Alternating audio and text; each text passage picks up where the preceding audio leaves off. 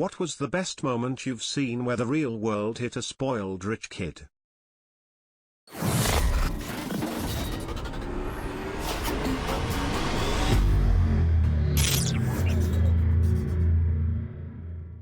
I grew up with rich kids and still keep in touch with a few of them. One guy's father owned the most prestigious law firm in town.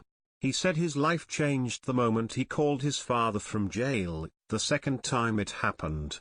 His father said, "Well, sorry to hear you got arrested, good luck," then hung up.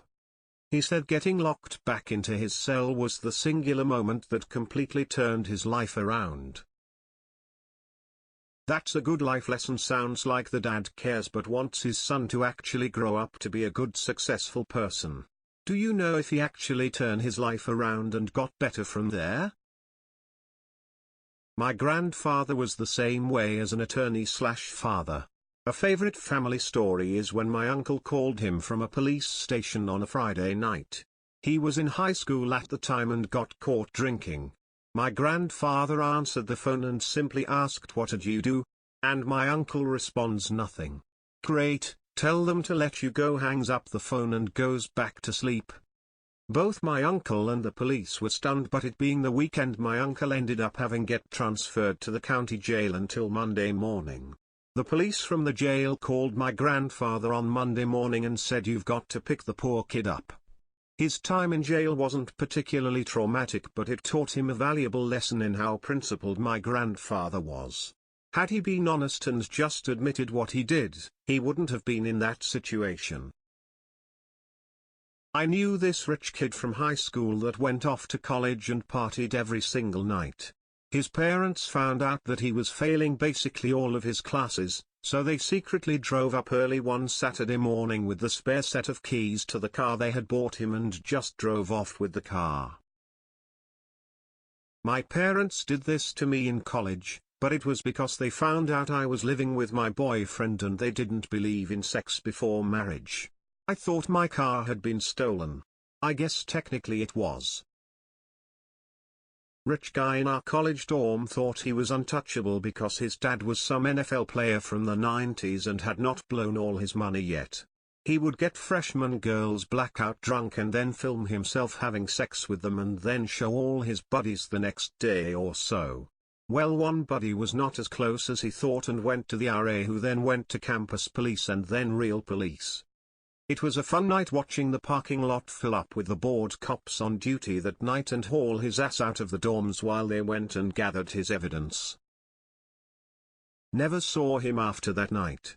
This took place near the end of the week, Thursday or Friday, because I remember going to class on Monday and his dorm was empty and being cleaned by the housekeeping staff. Somewhat distant relatives from Australia spent all of his university years and 20s partying hard with the $120K allowance his rich company-owning father gave him each year. He'd travel the world each year, going to Bali, Thailand, Europe, every year Oktoberfest, just rampaging. At 32 or so he decided to settle in somewhere in the resort area of the US Rockies and open a business with his hot gold digger fiancée. When he went to transfer his money to his US bank account, he noticed it only came to a few $1,000s. He angrily asked the bank worker why she hadn't transferred the entire amount, only to be told that that was the entire amount. His father had cut him off without saying anything and he just hadn't noticed.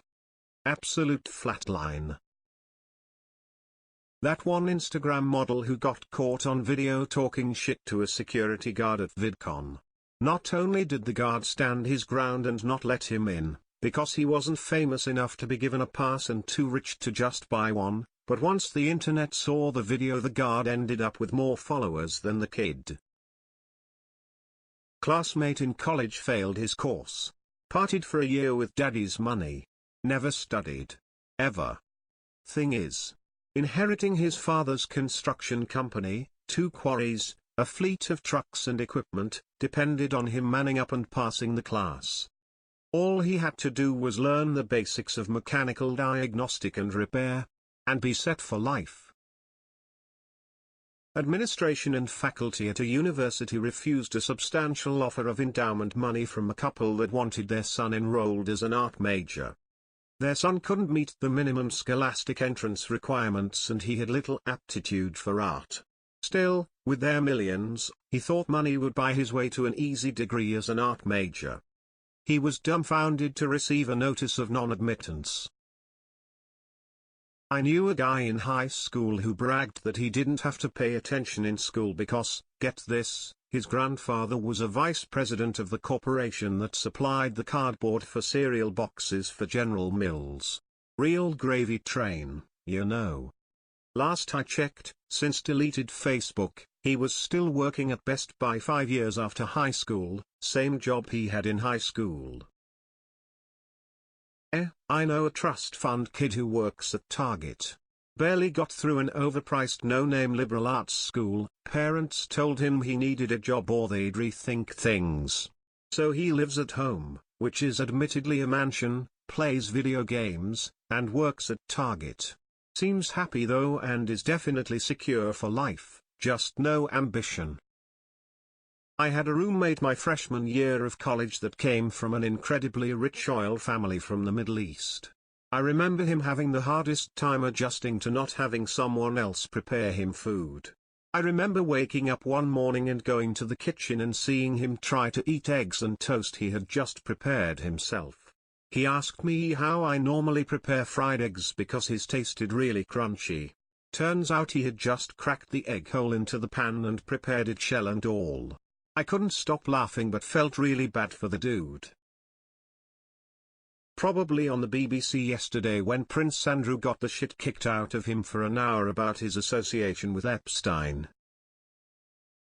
The prince said he didn't have sex with a 17-year-old and that he was instead getting pizza at the time. He only stayed at Epstein's mansion, flew on Epstein's plane and visited Epstein's private island because it was the honorable thing to do.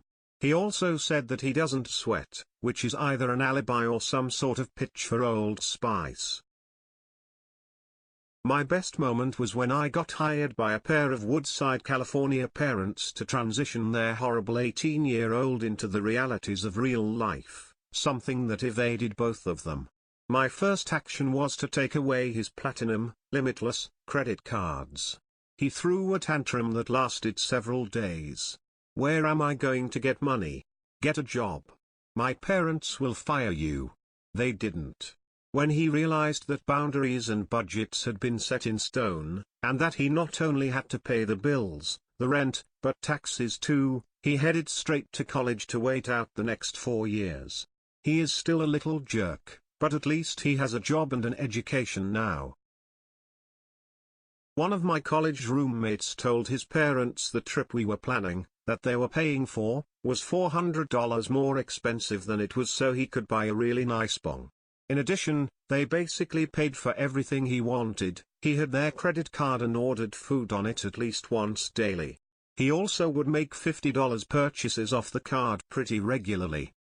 Long story short, they found out he lied about the cost of the trip. For whatever reason they still paid and let him go, but after the trip he could not use their card anymore. This dude acted like he lived the hardest life of all time afterwards, but eventually sucked it up. He actually acts way less entitled now. It ended up having a lasting positive effect for him, even though he wouldn't admit it. At a Starbucks, and she thought apparently people gave her parents free drinks and such for her all these years. Like the cashier told her the total and she said, "Wait, I don't get it for free?"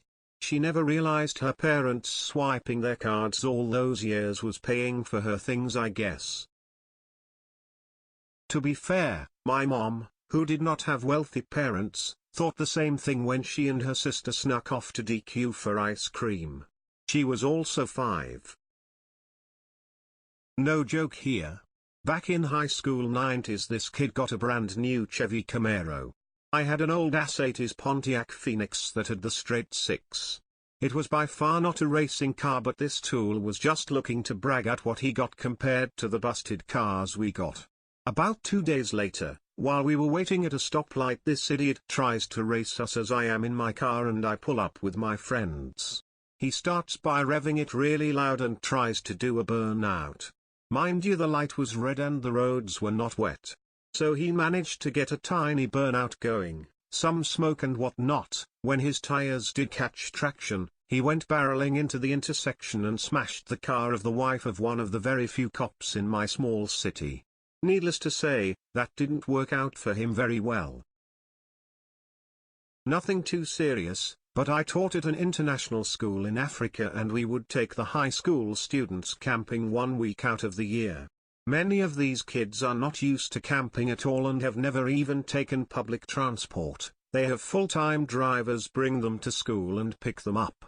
Some of them are from very wealthy and politically connected families. Having to set up tents and get dirty, not be able to shower every day, and sleep on hard ground is new to them. Some of them actually love it, but others are sad pathetic wretches the entire week.